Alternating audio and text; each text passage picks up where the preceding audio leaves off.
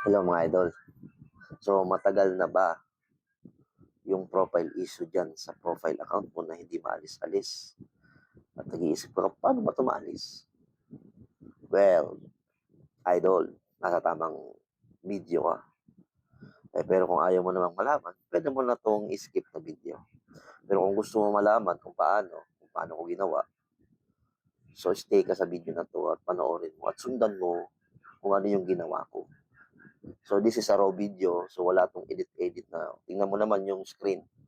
Hindi naman naka-play yung yung video. Nag-screen record ako para makita niyo yung taong gumagawa, hindi yung AI. Okay? So, sundan nyo lang yung gagawin ko, guys. So, kunyari, nandito ka na sa account mo o sa cellphone mo. So, pindutin mo lang yung Facebook. Ayan, yung Facebook mo. Tapos, click mo tong, yung icon ng, profile. Yan. So, ito guys yung lalabas. Yan. Yung nakalabas dyan, yung sa akin. Tapos, guys, punta ka lang doon dito, sa help and support. So, sa help and support, guys, yung pipindutin mo dito is ang report a problem. So, scroll mo pa. So, makikita mo naman itong continue to report problem. So, click mo yan. Hintayin mo siya mag-loading. So, pag lumabas na, ito naman yung makikita mo. Yan, ito. Include and don't include. So, yung pipindutin natin, guys, yung include. Yan. So, dito, guys, mga idol, lalabas dito yung mga product or kung ano yung may mga problema or ang problema ng Facebook mo. So, ngayon, yung problema natin is yung profile. So, pipiliin natin yung profile. Yan.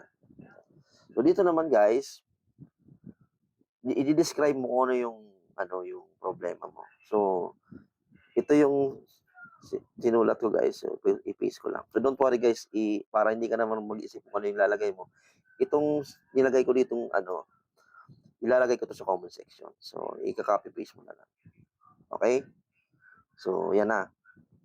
Basahin mo na lang. Tapos dito naman, may dalawang option. Makikita mo, record screen, tapos upload from phone. So, ibig sabihin, dapat nakahanda na yung yung screenshot mo na katulad ng ganito. Yan. So, tayo sa gallery. Hanapin natin dito. Kunwari, ito. Ganito. Yan. So, yan ang ilalagay mo. Yan. Click natin yung check. Yan. So, ganyan guys. Tapos, isasubmit mo na siya. Ito nakikita mo sa taas, send report. Yan. Isasend mo lang yan guys. Okay? So, para patunay ko sa inyo na ito na yung account ko ngayon. Yan. Ito na yung professional dashboard. So, yan. Green na siya. So, dati, may makikita, di ba, may check siya na green. So, ibig sabihin, okay na siya. Kung may nakita mo namang yellow, so ibig sabihin, may issue lang yung profile mo. So, napakatagal din matanggal nun. So, yung ganun lang yung ginawa ko, guys. Nag-report lang ako. Kasi malay mo, glitch lang siya. So, kung itong video na to makatulong sa'yo, so, comment ka na lang sa akin. Thank you. Pag okay na. So, sana yung video na to makatulong sa'yo. At sana masolve na rin yung profile issue mo. So, salamat at tinapos mo yung kung nakarating ka sa video na to.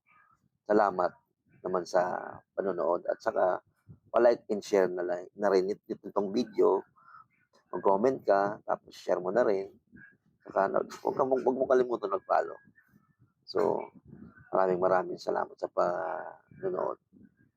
Thank you.